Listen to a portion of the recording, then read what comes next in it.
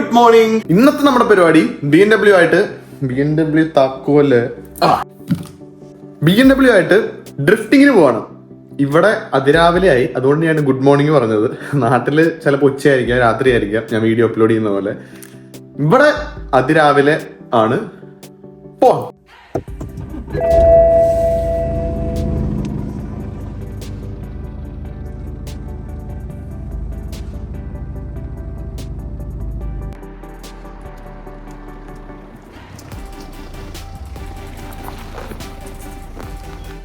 ആഹാ, എത്ര മനോഹരമായ സ്ഥലമല്ലേ.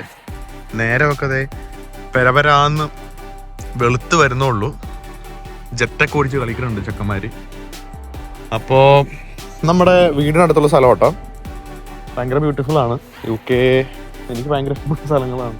ഇത് കണ്ടില്ലേ, നമ്മൾ മറ്റേ സന്തോഷ് ജോർജ് കുളങ്ങരയുടെ ഇതിലൊക്കെ കാണുന്ന പോലത്തെ സെറ്റപ്പ് സ്ഥലമാണ്. ഞങ്ങളിപ്പോൾ കുറച്ച് ഔട്ടറിലേക്ക് മാറി, അതുകൊണ്ടാണ് ഇങ്ങനെ കാണാൻ പറ്റില്ല. ലണ്ടനിൽ ഈ ഒരു കാഴ്ച ഒന്നും ഉണ്ടാവില്ല, ഫുള്ള് ബിൽഡിംഗ് ഒക്കെ ആയിരിക്കും. അപ്പോൾ നമ്മുടെ BMW ഇതേ ഇവിടെ കിടപ്പുണ്ട്. നമുക്ക് ഇന്ന് ഡ്രിഫ്റ്റിങ്ങിന് പോവാം. പോകുന്നതിന് മുന്നേ വണ്ടി ഫുള്ള് ചെക്ക് ചെയ്യണം. ഫുള്ള് ചെക്കപ്പ് ഒക്കെ ചെയ്ത് എല്ലാം ഓക്കെ ആണെങ്കിൽ മാത്രമേ നമുക്ക് ഡ്രിഫ്റ്റിങ്ങിന് കൊണ്ടുപോകാൻ പറ്റുള്ളൂ. കാരണം കയ്യാങ്കളിയാണ്. പോവാം. വണ്ടി നിന്ന് ഡ്രിഫ്റ്റിങ്ങിന് കൊണ്ടുപോകുന്നതിന് മുന്നേ കഴിയേക്കാന്ന് വിചാരിച്ചു. കാരണം ഫുള്ള് ചെളിയും പൊടിയൊക്കെ അടിച്ച് അങ്ങനെ ഗാരേജിൽ കിടന്നതല്ലേ. അകം മാത്രം നമ്മൾ ക്ലീൻ ചെയ്തു, പുറവും കൂടെ ഒന്ന് ക്ലീൻ ചെയ്യണം. അതിന് വേണ്ടിയിട്ട് പോവാണ്. വാഷിങ് കഴിഞ്ഞാൽ നേരെ ഡ്രിഫ്റ്റിംഗ് ചെയ്യുന്ന സ്ഥലത്തേക്ക് പോവാണ്. ഇതാണ് ഇന്റീരിയർ വളരെ ബേസിക് ആണ്. 2016 മുതൽ 2019 വരെ ഈ ഒരു ബേസിക് സ്ട്രക്ചറും ഫീച്ചേഴ്സും ഒക്കെയാണ് എല്ലാ മോഡൽസിനും BMW വന്നിട്ടുണ്ടായിരുന്നത്. ഹർമൻ ആൻഡ് കാർഡിന്റെ സ്പീക്കറൊക്കെയാണ്. അത് അടിപൊളി ഫീലാണ് ഇതിന്റെ. ബാക്കി കുറച്ചുകൂടെ എന്തെങ്കിലുമൊക്കെ തരാമായിരുന്നു എന്നാണ് എൻ്റെ ഒരു അഭിപ്രായം. BMW നമുക്കൊരു ഡ്രൈവ് പോവാം. BMWന്റെ ഏറ്റവും വലിയ പ്രത്യേകത എന്താണെന്നറിയോ? ഈ വണ്ടിയുടെ എഞ്ചിൻ. നമുക്ക് സംഭവം എല്ലാം ഭയങ്കര ബേസിക് ആണ്. എല്ലാ സ്വിച്ചസും ഇതൊക്കെയാണ്. ഇത് 2016 മോഡൽ വണ്ടിയെന്ന് ഞാൻ പറഞ്ഞല്ലോ. അതനുസരിച്ച് ഇപ്പോൾ BMW പിന്നെയും മാറി, നമുക്ക് ഭയങ്കര ഡിസ്പ്ലേയും കാര്യങ്ങളൊക്കെ ഉണ്ട്. പക്ഷെ ഈ ഒരു മോഡല് 2019 വരെ സെയിം ആയിരുന്നു എല്ലാത്തിലും. പക്ഷെ ഈ വണ്ടിയുടെ എഞ്ചിൻ വൈസ് BMW ഒരു രക്ഷയില്ല. ഭയങ്കര റിഫൈൻഡ് എഞ്ചിനാണ്, അത് പറയാതിരിക്കാൻ വയ്യ. നമുക്ക് പാഡൽ ഷിഫ്റ്റ് ഉണ്ട്. ഇപ്പോൾ ഓട്ടോമാറ്റിക്കലാണ് പോകുന്നത്. മറ്റേ അവിടെ പറഞ്ഞ പോലെ തന്നെ ലെഫ്റ്റിലേക്ക് നമ്മൾ മാറ്റിയിട്ട് കഴിയുമ്പോഴത്തേക്കും പാഡൽ ഷിഫ്റ്റുകളിലേക്ക് നമുക്ക് മാനുവല് ഇത് ചെയ്യാം. പിന്നെ മോഡ്സ് എന്ന് പറഞ്ഞാൽ ഇതുപോലെ തന്നെ പഴയ മറ്റേ ഡൈനാമിക് ഉണ്ട്, കംഫോർട്ട് ഉണ്ട്, എക്കോ പ്രോ ഉണ്ട്. അതെല്ലാം നമുക്ക് ഇവിടെ മൊഡ്യൂൾസിൽ തന്നെ നമുക്ക് കൺട്രോൾ ചെയ്യാം. അത്രയൊക്കെ ഉള്ളൂ. ബാക്കി മൊത്തം നമുക്ക് ഡ്രൈവിങ്ങിന്റെ ഒരു എക്സ്പീരിയൻസ്, അതാണ് മെയിൻ. ഡ്രിഫ്റ്റിങ്ങിന് പോവാം. ആദ്യമേ നമുക്ക് വണ്ടി ഒന്ന് ചൂടാക്കണം. വണ്ടിയൊക്കെ ചൂടാക്കി വണ്ടിയൊക്കെ ഓയിലൊക്കെ ഇങ്ങോട്ട് വേവിച്ച് ആ ഒരു ടെമ്പറേച്ചറിലേക്കൊക്കെ എത്തിച്ച് ആശാനം നമുക്ക് ഉഷാറാക്കി എടുക്കണം. ഇല്ലല്ലോ അല്ലേ? ഒരു കാര്യം ചെയ്യാം. കഴിഞ്ഞ വീഡിയോയിൽ എല്ലാവരും പറയുന്നുണ്ടായിരുന്നു ഇത് നമ്മൾ മാനുവലിലേക്ക് ഇടുന്നത് കാണിച്ചില്ല എന്ന്. ഇത് കണ്ടോ, അപ്പം മാനുവലായി. അപ്പൊ മാനുവൽ എന്ന് പറയുമ്പോഴത്തേക്കും അറിയാലോ, പാഡൽ ഷിഫ്റ്റ് ആണ്. നമ്മൾ ഫുൾ കൺട്രോൾ പാഡൽ ഷിഫ്റ്റിൽ വേണം ചെയ്യാൻ. നമുക്ക് ഒന്ന് പറപ്പിച്ച് നോക്കിയാലോ.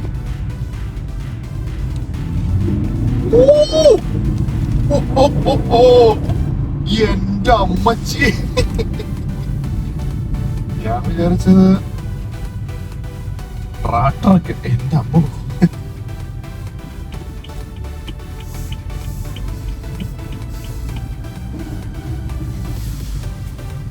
ഒന്നുകൂടെ നമുക്ക് ട്രൈ ചെയ്യാം. ലോഞ്ച് ഒക്കെ എങ്ങനെയാണെന്ന് പിടിച്ചോ.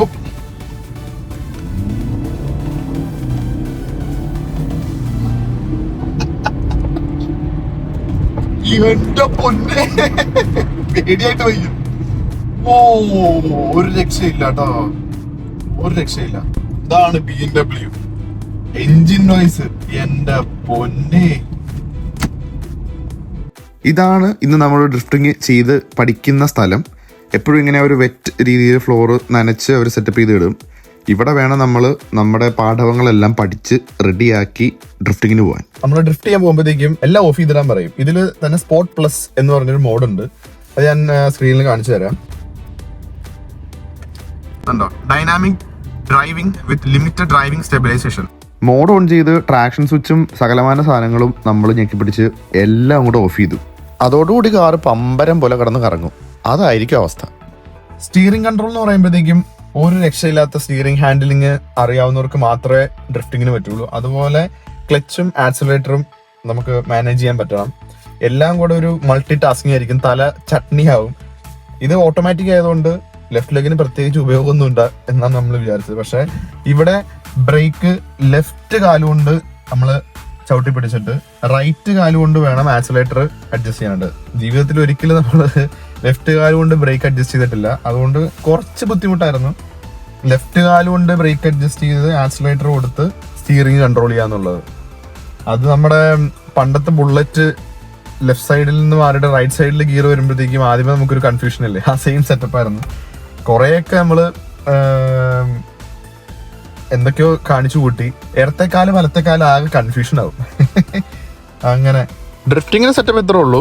സ്റ്റിയറിംഗ് ഫുൾ നമ്മൾ റൈറ്റിലേക്ക് ഫുള്ള് വേണ്ട, 1 റൊട്ടേഷൻ തിരിച്ചിട്ട് ഫുൾ ആക്സിലറേഷൻ നമ്മൾ കാല് കൊടുത്തു കഴിഞ്ഞാൽ ബ്രേക്കിൽ നിന്ന് കാലെടുത്ത് കഴിയുമ്പോഴത്തേക്കും വണ്ടിയുടെ ബാക്ക് ഫുള്ള് ലെഫ്റ്റ് സൈഡിലേക്ക് പോകും.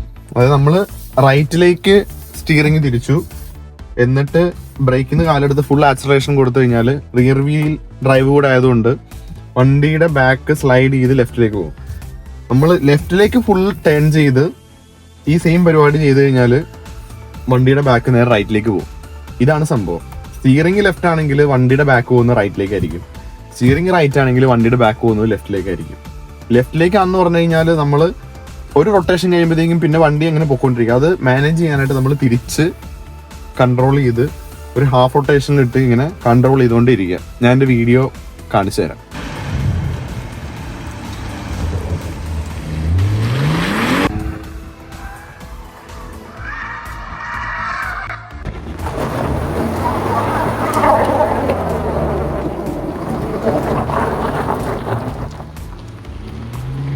ഒരു രക്ഷയില്ലാത്ത പവറാണ്. ഓരോ വണ്ടി ഓടിക്കുമ്പോഴും ഓരോരോ പ്രത്യേകതയാണ്. നമ്മൾ ഔഡി ഓടിച്ച പോലെയല്ല BMW ഇപ്പൊ നമ്മള് ഇത് ഓടിക്കുന്ന. എല്ലാ വണ്ടി ഓടിച്ചു നോക്കണം, എന്നാലാണ് നമുക്ക് ആ ഓരോരോ എഞ്ചിൻ, ഓരോരോ ആ പഴയ മാനുഫാക്ചറേഴ്സ് ഒക്കെ ചെയ്തു വെച്ചേക്കുന്ന ആ എഞ്ചിനീയേഴ്സിന്റെ ഒക്കെ കഴിവ് എന്താണെന്ന് അറിയണമെങ്കിൽ ആ എഞ്ചിനിൽ നിന്ന് നമുക്ക് കിട്ടുന്ന ആ ഒരു ഫീഡ്ബാക്ക് ഉണ്ടല്ലോ. നമ്മുടെ കാലങ്ങ് കൊടുത്തു കഴിയുമ്പോൾ നമ്മുടെ ആ കാറ് നമ്മളോട് പറയാണ് വാടാ മോനേന്ന്. ആ ഒരു ഫീലാണ് ഇത്തരം വണ്ടികൾ ഓടിക്കുമ്പോൾ നമുക്ക് കിട്ടുന്നത്. എന്തായാലും ഇതൊക്കെ ഓടിച്ച് എക്സ്പീരിയൻസ് ചെയ്യാൻ പറ്റുന്നത് തന്നെ ഭയങ്കര ഭാഗ്യമായിട്ട് ഞാൻ കാണാറുണ്ട്.